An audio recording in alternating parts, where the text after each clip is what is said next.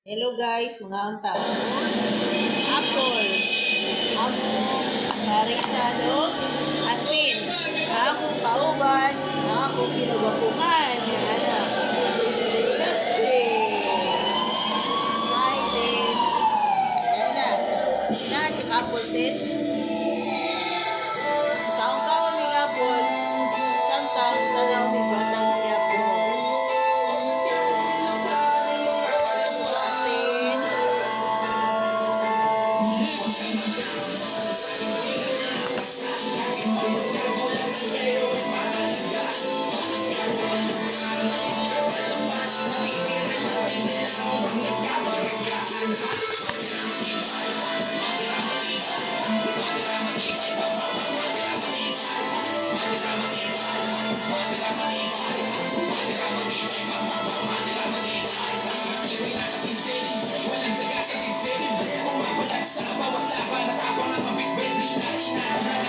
Ito pa.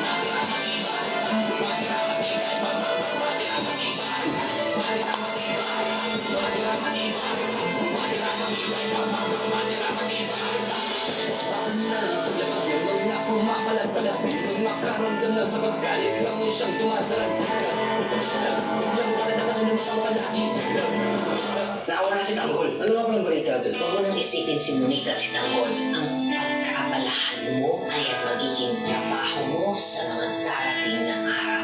Alam ko na yung mga gagawin ko. Dahil Montenegro na ako. Kausap ko kasi si Mando sa babae. Kinumpirma niya sa akin. Posibleng nga raw na nakakalabas si Tanggol at ginagamit siya para gumawa siya ng masama. Naniniwala ako na hindi kayang gawin ni Tanggol lahat ng pinaparatang ni Rigor sa kanya. Narinig mo naman si Rigor kanina. Huwag na kayong umasa na magtitimo pa si Tanggol. Wala na. Hindi na. Natutulan ka na nga kay Rigor na walang pagmamahal, walang amor sa apo ko. Hindi mo siya tunay na minahal. Hindi yun ang punto, hindi. Dapat matutunan natin na tikisin siya at ikaw. Para magbago siya, dapat tigilan mo na yung pagkakampi sa lahat ng mali niya ginagawa. Bakit ako ang sinisisi ninyo? Mali ba na punuan ko ng pagmamahal ang mga pagkukulang niyo? Bakit? Mali ba kung susumituhin natin siya? Mali ba kung ipapamukha natin kay Tanggol nang dahil sa lahat ng ginagawa niya? Napakahirap niyo mahalin. Gusto mo raw ako makausap? Baka kung meron kayong papatrabaho sa akin. Pwede mo pagpakla kayo nung nakaraang misyon nyo? Alam mo ba na nawala ang tiwala ko sa'yo? Nang hindi kayo bumalik agad? Sa susunod na mangyari yun, hindi lang mga kaibigan mo ipapapatay ko. Idadamay ko pati ang buong pamilya mo. Umasasama ka! Sa tingin ko, may binabalak yun, kaya gusto makalabas. May dinaramdam siya eh, sa pagkamatay ng babaeng pinakamamahal niya. Siyempre, gusto niya gumante, hindi ko ibibigay sa kanya. Malapit sa maganda.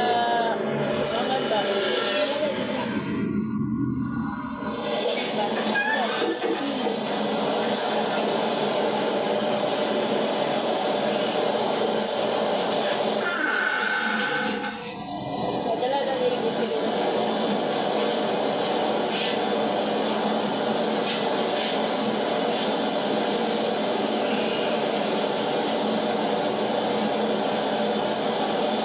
And then, makapag-usap pa kayo ng anak mo.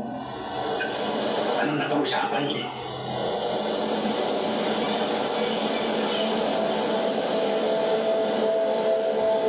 Ngayon alam ko na ang tunay na nararamdaman ni Marites para sa apo ko.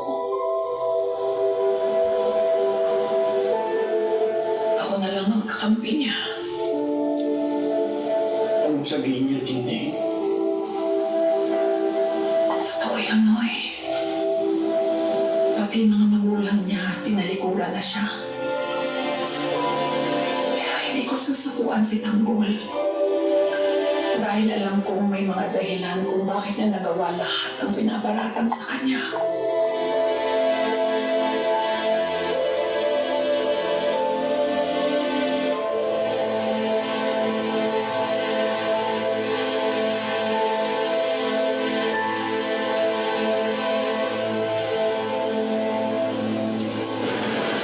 Yes, Dr. Salamat ah.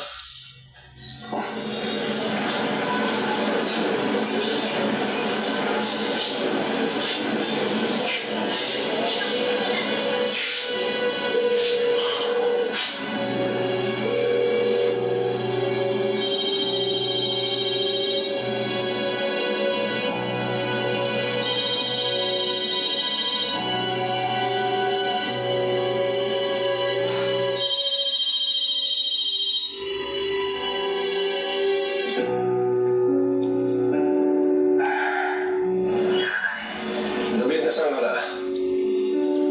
Kailan mo plano umuwi? Tayo pasensya na. Nagkaroon kami ng extension sa deal namin eh.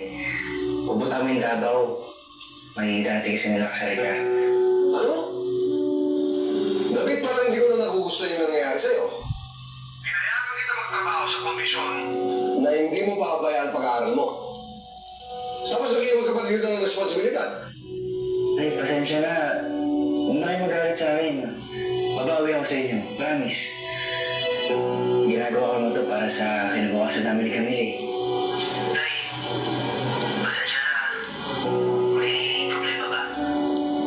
Parang may hit-ulan niya eh. Kanina kasi nalaman ko na nakakalabas-labas itang sa kulungan. Ano tayo? Paano ba nangyayari yun? Hindi ko pa alam. Iimbestigahan ko pa. Mukhang nakakalabas siya sa korreksyonan para kumuha ng krimen. Si Tanggol ang pinag-iinalaan ko na tumira doon sa grupo ng Red Phoenix. Wala nga tanggo talaga yan eh.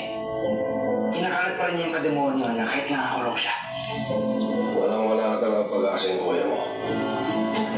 Halang nang buto ka. Mabuti nga tayo. Alam niyo yung katotohanan.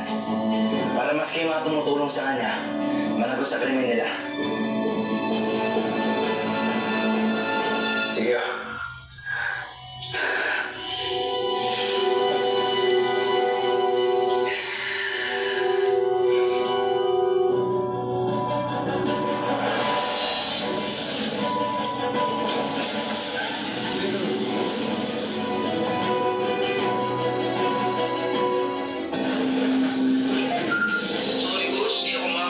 Kahit mahirap, papatalo. Dapat todo.